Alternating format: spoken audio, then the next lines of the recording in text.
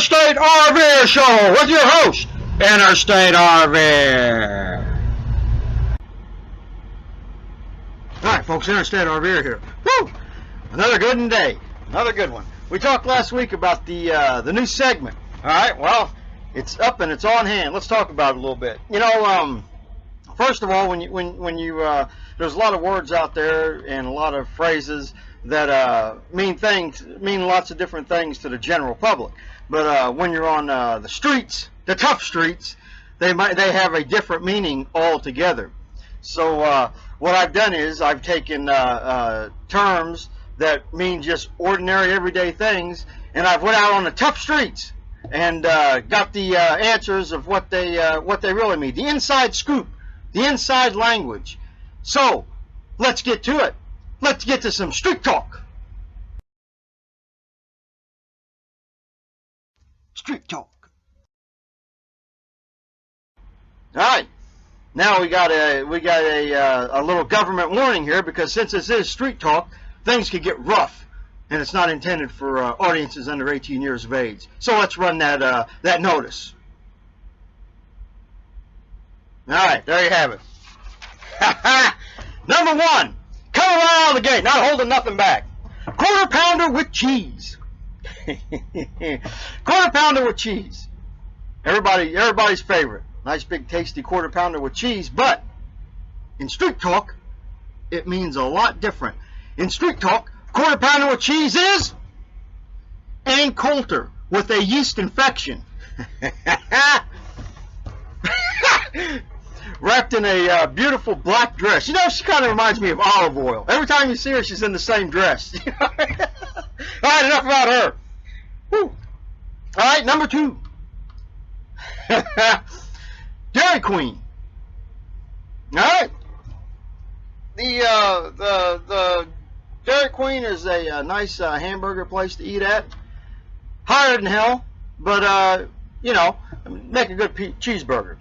All right, but in street talk, Dairy Queen means something quite different. Dairy Queen in street talk means a transvestite ice cream man. Woo, moving right along. Number three. Number three, beef stroganoff. Their favorite dish. Cheap, easy to make. What the poor folks eat. But in street talk, it has a lot different meaning. Beef stroganoff in street talk means a lonely bull pleasuring himself. All right, that's the new segment. I don't know if it's going to be back or not. The only time will tell. So let's get on to the next deal. Let's get on to the interstate way. The interstate way. All right. You know, I talk a lot about using the computer to look up rest stops and things like that, and I do. But you know, there's also an alternate method. You know, back in the old days, before computers, truck drivers and travelers used what was known as a truck stop guide. So here's one right here, the truck stop guide. And what it is, this is got all the truck stops in the United States and in Canada.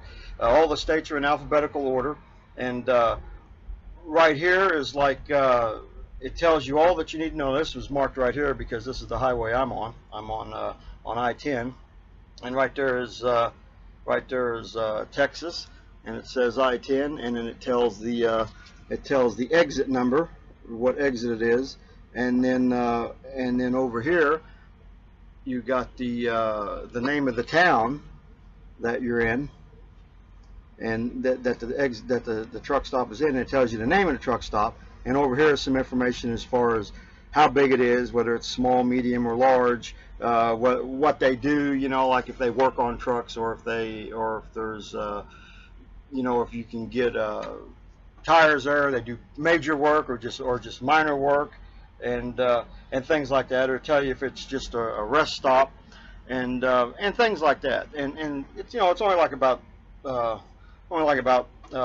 $7, I think, like $6.99 I paid for it during all the truck stops. And what you want to do, though, this is the official one. This is the one that all the truckers use. It comes out new every year because they update it, because truck stops close and they open. And what you want to do though, you want to watch. You want to go inside and look and see, or right here on the outside, you want to see what the edition is. Now this is the newest edition. I guess the newer one will be coming out. This is edition number 25. So that means it's been about 25 years they've been doing this. I've been at truck stops where like it was edition 1812 or something like that. It was like, so you got to look at the number. You got to look at the deal, or turn it in there and try to find the copyright or something like that. You don't want to get an old one. But a lot of times they don't sell them, so they just stick them around, dust them off, and hoping somebody will come by and get them. But it's really handy, and it's faster than GPS because all you got to do is everything is in order. And like I said, it tells all the major highways, and they're all in order as far as the towns, and all the numbers of the exits and everything like that. So that's how you use that. So I mean it's a good thing. So go ahead and get a truck stop guide today. And be like me, because you're A-OK doing it the interstate way. Interstate RVer's news update. Alright, the news update. The video the week before last, it's up over 1,100 views. Last week's video, I don't know, somewhere around 30. I'll be doggone if I can figure it out. I don't know what the deal is. Maybe it's because I had the broad on the cover there. Because it was a beach deal, so I went to a public domain site and got public domain photos, and I uploaded it, because it looked kind of like Corpus Christi Beach. Might have been, I don't know. And I guess people like that. So I'll be putting that to the test. I'll put a really saucy one on there, and we'll see what happens. But man, last week, for going from 1,100 to 30, man, that's rough. But like I said, I don't know, but I'm still waiting on my insurance check. Still waiting to see if they're going to pay it. I need that $150. If not, I've been here in the truck stop for 5 days, kind of loafing. My credit card, or the gas card, whatever you want to call it, Pilot Flying J gas card, it resets on the 23rd. You have to pay the entire amount by the 7th of every month, but on the 23rd it resets.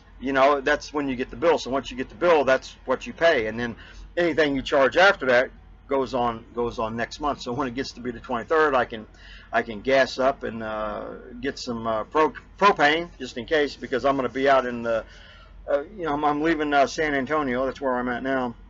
And after I do that, I'm going to be out in the West Texas desert, and something happens out there, I'm going to be needing propane.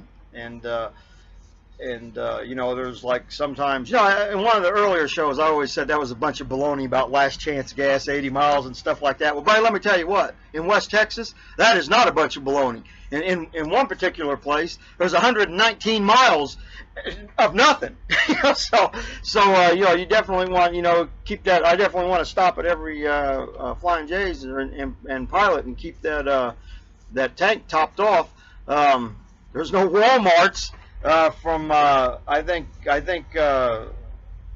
Junction is the last Walmart. I don't even know if there's one there, but there's over 100 and something miles before there's a Walmart. So there's plenty of truck stops though. But yeah, plenty of RV parks. But it'll be a cool adventure, and I'm going to try and make it all the way across Texas, all the way to El Paso, and then of course there's a couple of other smaller towns. There's Vinton, and then there's Anthony, Texas.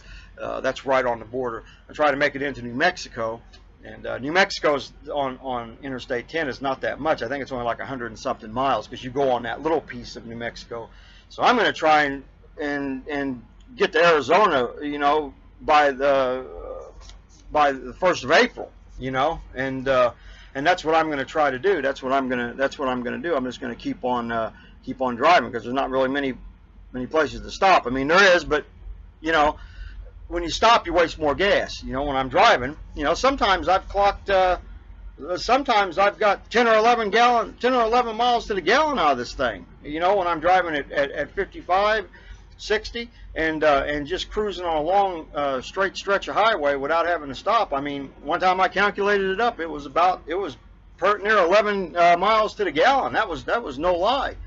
And so that was a good deal. So the farther I could go, You know, if I can get 475, 500 miles out of a 60-gallon tank of gas, you know, that's pretty good, or even more, you know, because I ran the generator a lot the last time I did it, so I had to count in about, you know, 40 generator hours.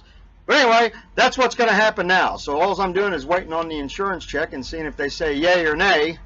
It's not looking good.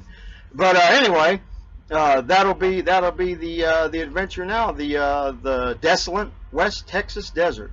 So that's the news. Joko of the day. I got a pretty good one here today, since we were talking about bulls earlier. There's these